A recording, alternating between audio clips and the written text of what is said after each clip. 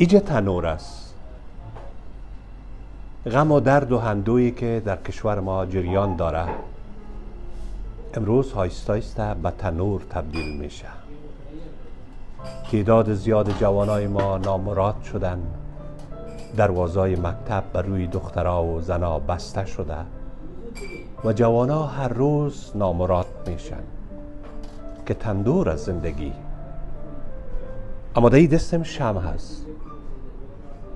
تعداد زیاد دوستای ما هم دیروز هم پریروز دروازه تلویزیون ملی را بر روی تمام بیننده‌های خود در کابل و قندار و هرات باز کرد و تلویزیون ملی یک پدیده بود با ارزش، پرقوت برای ساختار آینده افغانستان، برای فرهنگ وطنی ما، برای حفاظت و حراست از میراث‌های فرهنگی ملموس و غیر ملموس ما.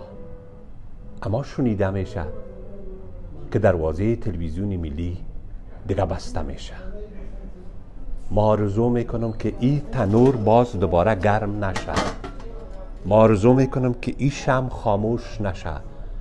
نامی دوستایی که تلویزیون ملی را پایه‌گذاری کردن و استه‌گذاری کردن باید همیشه روشن باشه.